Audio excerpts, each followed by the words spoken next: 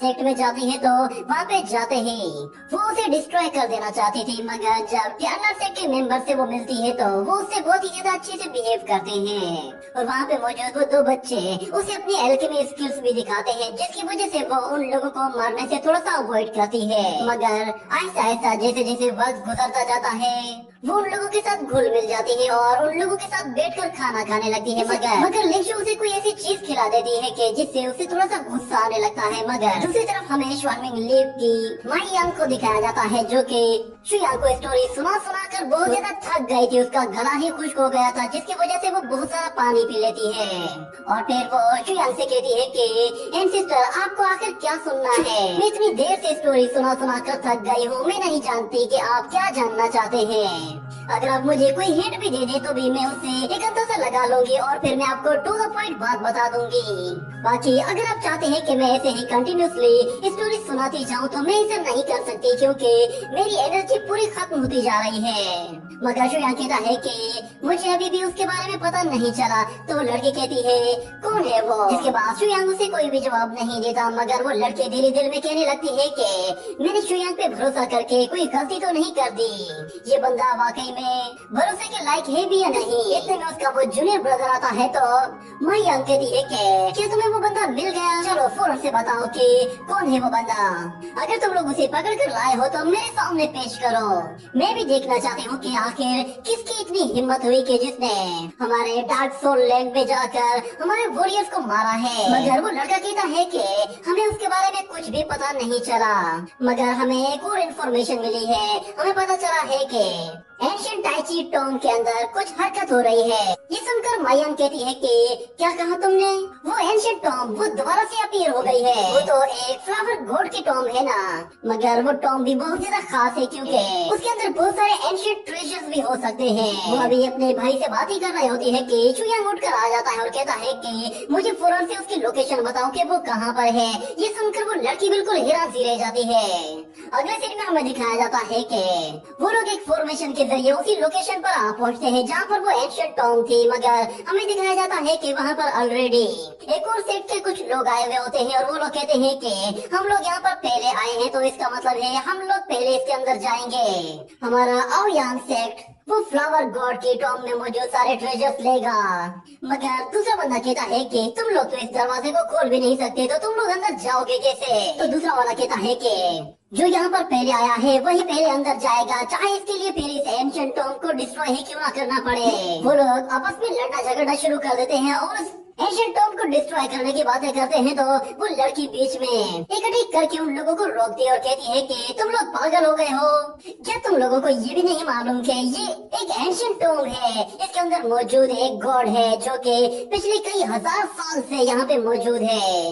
इसे ओपन करने के लिए किसी फ्लावर गॉड की सील का इस्तेमाल करना पड़ेगा। ये सुनकर वो लोग उस लड़की से कहते हैं कि अच्छा तो क्या वो की तुम्हारे पास है, मगर वो लड़की कहती है कि नहीं मेरे पास इसकी कोई चाबी नहीं। मगर शुयांग कहता है कि इसे चाबी से नहीं खोला जा सकता।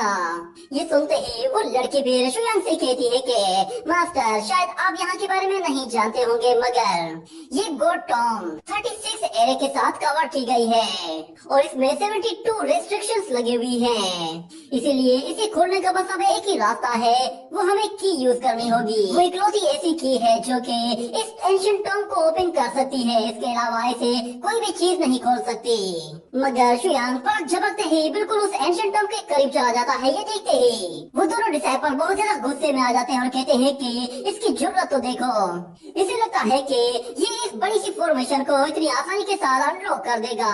वो शुयांग से कहते हैं कि सपने देखना बंद करो बच्चे, तुम इसे नहीं खोल सकते, क्योंकि इस फॉर्मेशन को जिसने भी बनाया है अगर वो शख्स खुद दोबारा से जिंदा होकर भी इसे खोलना चाहे तब भी वो खुद नहीं खोल पाएगा, क्योंकि ये सील सिर्फ और सिर्फ की से खुलने वाली है। मगर शुयांग उन लोगों की कोई भी बात नहीं सुनता, जिस पर वो दोनों डिसाइपल कहते हैं कि चलो इसे आगे बढ़ने से रोको। ये कहते ही वो लोग जैसे आगे बढ़ने लगते हैं तो दूसरी तरफ माई यांग वो वही खड़ी रहती है। उसे ऐसा लग रहा था कि शुयांग खुद ही नहीं रोकेगा, मगर शुयांग अपने हाथों से एनर्जी जनरेट करने लगता है और वो माई यांग से कहता कहता है कि इनका रास्ता रोको। तो माई यांग फौरन से बीच में आ जाती है और वो एक शील्ड बनाकर उन दोनों के अटैक्स को रोक लेती है और उन्हें पीछे धकेलने की कोशिश करती है। मगर वो डिसाइपल जब देखते हैं कि शु यांग अपने हाथों से एनर्जी जनरेट करते हुए उन लोग को अनलॉक करने की कोशिश कर रहा है, तो वो लोग फौरन से अपनी पावर्स को बढ़ा देते हैं, जिससे वो लोग माई यांग को बहुत ही बुरी तरह से हर्ट करते हैं और उससे कहते हैं कि तुम्हें क्या लगा था कि तुम मामूली सी कल्टीवेटर हमारा रास्ता रोकोगी।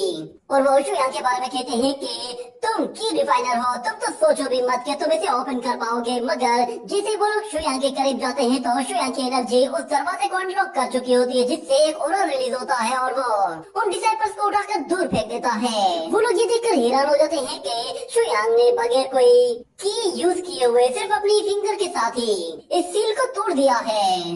मगर ये सब कैसे हो सकता है? ये लड़का एक की रिफाइनर है, क्योंकि आज से पहले यहाँ पर जितने भी एंसेस्टर्स आए हैं वो खुद भी इसे अपनी पूरी पावर यूज करने के बावजूद भी नहीं तोड़ पाए थे। और वो लड़की फिर कहती है कि वाकई में एंसेस्टर शु यांग की यही ट्रू पावर है। तो शु यांग का नाम सुनते ही वो दोनों डिसाइपल डर जाते हैं और कहते हैं कि क्या कहा तुमने? शु यांग? क्या ये वही शु यांग है जिसने डालवो इमोर्टल रियलम पर कब्जा किया है? मगर फिर शु यांग उन लोगों की तरफ पलट कर देखता है और कहता है कि तुम लोग यहाँ पर मुझे हर्ट करना चाहते हो।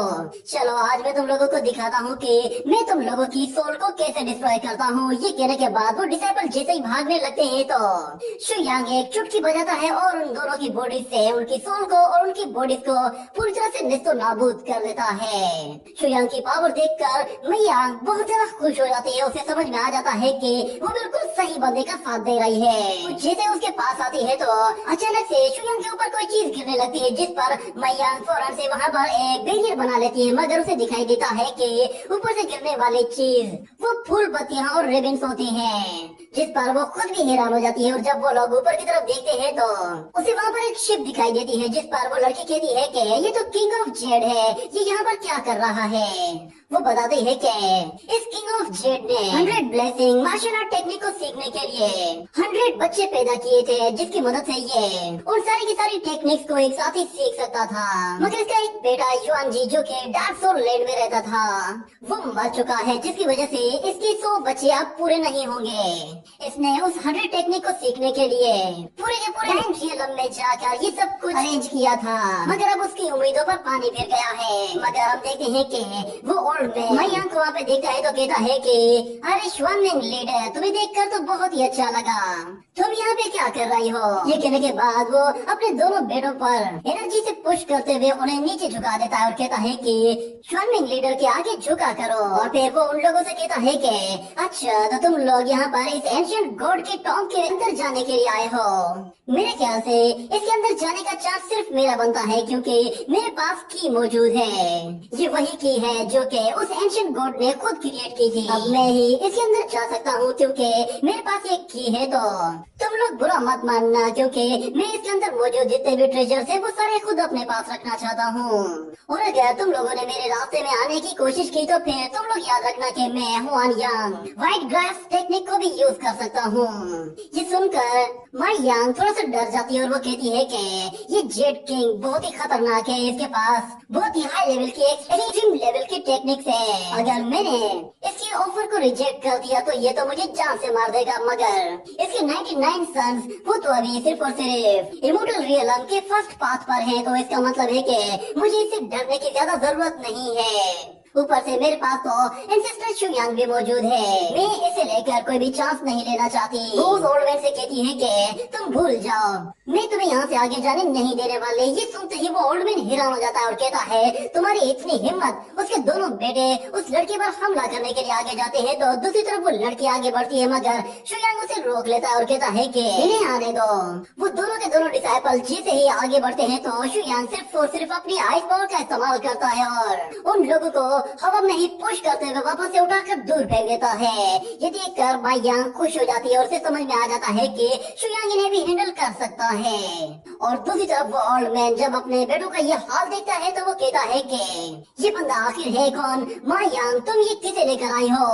तो फिर माई यांग कहती है कि क्या तुम्हारे 99 सन्स ने तुम्हें ये नहीं बताया कि वो इमोर्टल रियलम अब वो चेंज हो चुका है, अब उसका नाम है ट्यान लांसेट। और ये है मास्टर शुयांग, टियानलान सेक्ट के मास्टर। इन्हें शु लाओसो भी कहा जाता है। आपने इनका नाम तो सुना ही होगा। तो शुयांग का नाम सुनते ही वो ओल्ड मैन हंसने लगता है और फिर कहता है कि अच्छा तो तुम हो शुयांग। तुम्हारी ब्रीथ से ही मुझे पता चल गया था कि तुम कोई खास बंदे होगे, क्योंकि मेरा बेटा जहाँ पे मारा गया था वहाँ पर मैंने सेम यही ब्रीथ फील की थी। वो तुम ही हो जिसने डार्क सोल लैंड में जाकर मेरे बेटे को मारा है। तुम्हारी हिम्मत कैसे हुई उसे मारने की? तुम्हें क्या लगता है कि 100 बच्चे पैदा करना इतना आसान काम है? क्या मैं कोई बच्चे पैदा करने की मशीन हूँ? वैसे भी तुम मेरी एज देख सकते हो कि अपने कोई बच्चा पैदा नहीं कर सकता, इसीलिए तुमने मेरे बेटे को मारकर मेरी सारी उम्मीदों पर पानी फेर दिया है। अब चाहे कुछ भी हो जाए मैं अपने बच्चे का बदला लूंगा और तुम्हें यहीं पर ही दफन करके जाऊंगा।